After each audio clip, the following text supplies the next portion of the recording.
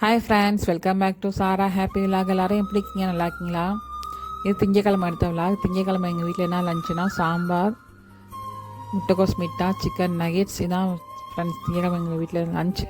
நான் காலையில் ஏஞ்சோடனே 6 மணிக்கு ஏஞ்சோடனே ஃபஸ்ட்டு சாம்பார் பருப்பு வேக வச்சுட்டேன் சாம்பார் செய்கிறதுக்கு. பக்கத்துலேயே ஒரு கடாய் வச்சு வெங்காயம் தக்காளி நான் எண்ணெய் வச்சு வதக்கி தான் போடுவேன். வெங்காயம் தக்காளி வதங்கின உடனே மிளகாத்தூள், சாம்பார் பொடி போட்டு நல்லா அதுலேயும் வதக்கிடுவேன். வதங்கின பிறகு கத்திரிக்காய் முருங்கைக்காயும் எண்ணெயிலே நான் வதக்கி தான் போடுவேன். சாம்பார் டேஸ்ட் நல்லாயிருக்கும். அதே மாதிரி செஞ்சு பாருங்கள்.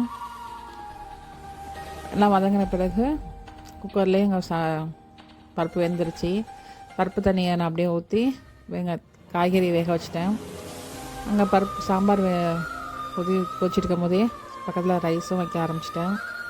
இங்கே வந்து ரைஸை வந்து 1/2 மணி நேரத்துக்கு முன்னாடியே தான் ஊற வச்சிடணும் அரிசியை. சாம்பார் கொதிச்சிருச்சு. அங்கே சாப்பாடு சோறும் உலகி கொதித்த பிறகு நான் அரிசி போட்டேன். சாம்பார் ரெடி ஆகிட்டுருக்கு.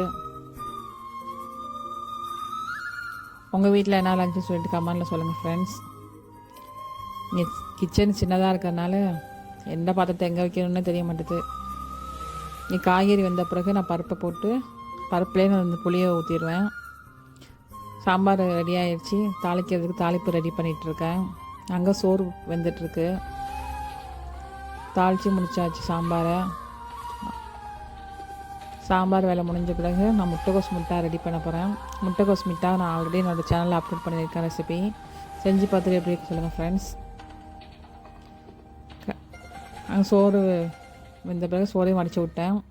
முட்டைக்கோஸ் மிட்டா செய்கிறதுக்கு கடாயில் வந்து கடலப்பருப்பு, முட்டைக்கோஸை நல்லா நைஸாக மீடியமான இதில் கட் பண்ணிக்குவாங்க. ரொம்ப நைஸாக கட் பண்ணக்கூடாது. கட் பண்ணி நல்லா தண்ணி ட்ரை ஆகிடணும். ஏன்னா முட்டைக்கோஸில் ஆல்ரெடி தண்ணி விடும். தண்ணி ட்ரை ஆன பிறகு வெங்காயம், தக்காளி, ஒரு பச்சை மிளகாய், கருவேப்பிலை, மஞ்சத்தூள், மிளகாய்த்தூள் எல்லாம் சீரகத்தூள்லாம் போட்டு எல்லாத்தையும் கொஞ்சம் உப்பு தேவையான அளவு போட்டு எண்ணெய் ஊற்றி அதுக்கப்புறமேட்டு தான் நீங்கள் அடுப்பு பற்ற வைக்கணும். பற்ற வச்சு லோ ஃப்ளேம்லேயே வைங்க. மூடி வச்சு வேக வைக்க வேணாம். ஏன்னா முட்டைக்கோஸில் வந்து தண்ணி விடும். மூடி வச்சு வேக வச்சிங்கன்னா தண்ணி அதிகமாக விட்டு ரொம்ப இதாக இருக்காது.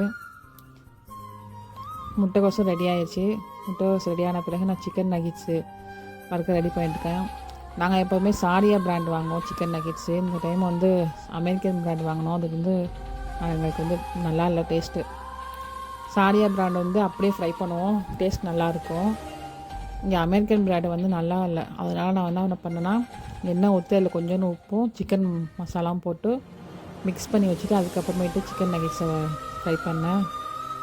அப்போ தான் டேஸ்ட் நல்லா இருந்துச்சு. ஓகே ஃப்ரெண்ட்ஸ், உங்கள் வீட்டில் என்ன இருந்துச்சுன்னு சொல்லிட்டு கமெண்ட்டில் சொல்லுங்கள். என்னோடய சேனல் லைக் பண்ணுங்கள், ஷேர் பண்ணுங்கள், சப்ஸ்கிரைப் பண்ணுங்கள். உங்கள் லவ் அண்ட் சப்போர்ட் சேனல் கொடுங்க. Okay friends.